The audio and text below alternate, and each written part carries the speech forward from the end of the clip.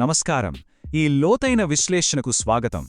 ఈరోజు మనం FY26 ఆర్థిక సంవత్సరంలో 3 వేర్వేరు కంపెనీలు సాధించిన అద్భుతమైన వృద్ధిని, వాళ్ల వ్యూహాలను చాలా వివరంగా చూడబోతున్నాం. రంగాలు వేరేనా, లాభాలను సాధించడానికి ఈ సంస్థలించుకున్న వాటంతట అవే ప్రత్యేకమైన మార్గాలను మనం ఇక్కడ నిశ్చితంగా గమనిద్దాం. మన ఎజెండా చాలా సింపుల్ అండి. ముందుగా రానే మద్రాస్ ఇంటర్నేషనల్ ఎక్స్పాన్షన్, ఆ తర్వాత ఫస్ట్సోర్స్ సొల్యూషన్స్ అద్భుతమైన స్కేల్, చివరగా అరవింద్ ఫ్యాషన్స్ లాభాల మలుపు. ఈ మూడింటి ఆర్థిక ప్రయాణాన్ని మనం వరుసగా చూద్దాం. ముందుగా మొదటి భాగం FY26 ఆర్థిక వృద్ధి స్థూల దృష్టి.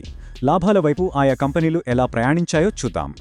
ఈ 3 కంపెనీల రంగాలు వేరు, వాళ్ల బిజినెస్ మోడల్స్ వేరు, వ్యూహాలు వేరు. కానీ ఆసక్తికరంగా ఈ 3 కూడా తమ బ్యాలెన్స్ షీట్ను ఎలా పటిష్టం చేసుకున్నాయో ఇక్కడ మనం ఒకే ఫ్రేమ్లో అర్థం చేసుకోవచ్చు. నిజమైన వృద్ధి అంటే ఏంటో ఈ 3 కేస్ స్టడీలు మనకు స్పష్టంగా చెబుతాయి. ఇక రెండో విభాగానికి వద్దాం. ఆటోమొబైల్ రంగానికి చెందిన రానే మద్రాస్ మరియు వాళ్ల ఇంటర్నేషనల్ ఎక్స్పాన్షన్. ఇక్కడ అసలు ఆశ్చర్యపరిచే విషయమేంటో తెలుసా? FY26 4వ త్రైమాసికంలో వాళ్ల రాబడి ఏకంగా 16.2% పెరిగి 1051.7 కోట్లకు చేరుకుంది.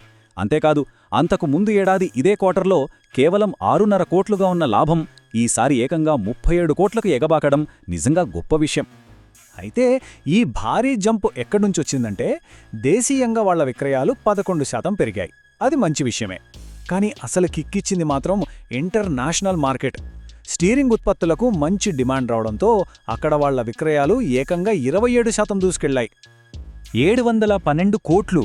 ఈ ఒక్క నెంబర్ చూస్తే చాలు వాళ్ల వృద్ధి ఏ స్థాయిలో ఉందో అర్థం చేసుకోవడానికి. FY26 పూర్తి సంవత్సరానికి గాను సంస్థ దక్కించుకున్న కొత్త వ్యాపార ఒప్పందాల వార్షిక విలువ ఇది. అంటే భవిష్యత్తుకు బలమైన పునాది అన్నమాట. ఇక్కడ వాళ్ల ఫైనాన్షియల్ క్రమశిక్షణ గురించి మాట్లాడుకోవాలి. రానే మద్రాస్ వాళ్ల అప్పుల్లో 73.4 కోట్లను తగ్గించుకుంది. పైగా 84.4 కోట్ల ఫ్రీ క్యాష్ ఫ్లోను కూడా సాధించింది. అందుకే వాళ్ల స్టీరింగ్, ఇంజిన్, బ్రేక్ కెపాసిటీని పెంచుకోవడానికి 191 కోట్లు ధైర్యంగా ఖర్చు చేయగలిగారు. లాభాలు పెరగడంతో ఏకంగా ఒక్కో షేర్కు 16 రూపాయల డివిడెండ్ కూడా ఇచ్చారు. సరే, ఇప్పుడు ఆటోమొబైల్స్ నుండి IT రంగానికి వెళ్దాం. అదే మన 3వ విభాగం, ఫస్ట్సోర్స్ సొల్యూషన్స్. ఇదొక అద్భుతమైన చారిత్రక మైలురాయండి. ఫస్ట్సోర్స్ సంస్థ $1 బిలియన్ మార్క్ను క్రాస్ చేసి ఏకంగా $1.082 బిలియన్ రాబడిని సాధించింది. అంటే మన కరెన్సీలో 95,000 మిలియన్ రూపాయలకు పైమాటే. వ్యాపారంలో రాబడి చూసుకోవడం ఒక ఎత్తైతే, చేతిలో ఎంత క్యాష్ మిగులుతోందన్నది అసలైన లెక్క కదా. పన్ను తర్వాత లాభం మరియు ఫ్రీ క్యాష్ ఫ్లో రేషియో ఏకంగా 160% నమోదు కావడం వాళ్ళ అద్భుతమైన ఆర్థిక ఆరోగ్యానికి ఒక బెస్ట్ ఎగ్జాంపుల్. మరి దాదాపు 20% వృద్ధి వాళ్లకి ఎలా సాధ్యమైందంటే, వాళ్లు వాడిన ఈ full stock AI integrated model వల్లే. ఇది వాళ్లకి 47 కొత్త క్లయింట్లను తెచ్చిపెట్టింది. US ఫిన్టెక్, UK రీటైల్ లాంటి సెక్టార్లలో ఏకంగా 17 భారీ డీల్స్ సాధించారు. ఇప్పుడు వాళ్ల దగ్గర 36,000కు పైగా ఉద్యోగులుండటం విశేషం. ఈ స్పీడ్ చూస్తుంటే వాళ్ళు ఇక్కడతో ఆగేలా లేరు.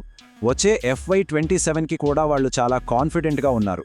స్థిరమైన కరెన్సీలో 10 నుంచి 13% దాకా రాబడి వృద్ధిని సాధిస్తామని గైడెన్స్ ఇచ్చారు. ఎబిట్ మార్జిన్లు కూడా స్ట్రాంగ్గా ఉంటాయని అంచనా వేస్తున్నారు. ఇక మన 4వ మరియు ఆఖరి కేస్ స్టడీ, అరవింద్ ఫ్యాషన్స్. వీళ్ల లాభదాయకత ఎంత డ్రమాటిక్గా మారిందో చూద్దాం. ఒక్కసారి ఇక్కడున్న నెంబర్ల వైపు చూడండి. మార్చ్ 2025లో ఏకంగా 72.5 కోట్ల నష్టంలో ఉన్న ఈ కంపెనీ మార్చ్ 2026 నాటికి 66.3 కోట్ల రూపాయల నికర లాభాన్ని కళ్లజూసింది. ఇది మామూలు విషయం కాదు. నెగటివ్ నుంచి ఏకంగా 145% అద్భుతమైన మార్పు సాధించారు. ఈ నష్టాల నుంచి లాభాలకి మారిన తీరును మనం జాగ్రత్తగా గమనిస్తే ఒక విషయం అర్థమవుతుంది. వాళ్ల విక్రయాల్లో కేవలం 15% పెరుగుదల మాత్రమే కనిపించింది. కానీ ఆ చిన్న పెరుగుదలే వాళ్ల బాటం లైన్పై ఎంత పాజిటివ్ ఇంపాక్ట్ చూపించిందో లాభాల్లో వచ్చిన ఈ మార్పే మనకు కళ్లకు కట్టినట్టు చెప్తోంది. ఇంకో విషయం ఏమిటంటే, డిసెంబర్ క్వార్టర్తో పోలిస్తే సేల్స్ కొద్దిగా తగ్గినా సరే మార్కెట్ వాళ్ల టర్నరౌండ్ని బలంగా నమ్ముతోంది.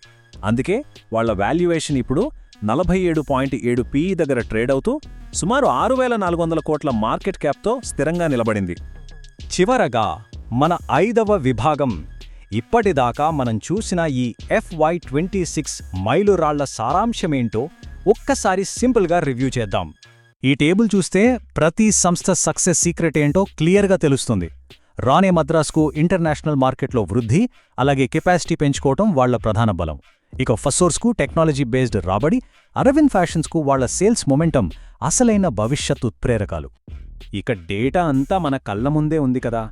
మరి రాబోయే FY27లో రానే మద్రాస్ వారి సామర్థ్య విస్తరణ, ఫస్ట్ సోర్స్ వాడే టెక్నాలజీ, లేదా అరవింద్ ఫ్యాషన్ సేల్స్ మొమెంటం, ఈ మూడిట్లో ఏది బెస్ట్ గ్రోత్ స్ట్రాటజీగా నిలుస్తుందంటారు? వీటిలో దేనికి ఎక్కువ కాలం నిలబడే సత్తా ఉందో చూడటం నిజంగా ఆసక్తికరం. మళ్ళీ ఇంకో విశ్లేషణలో కలుద్దాం. బాయ్.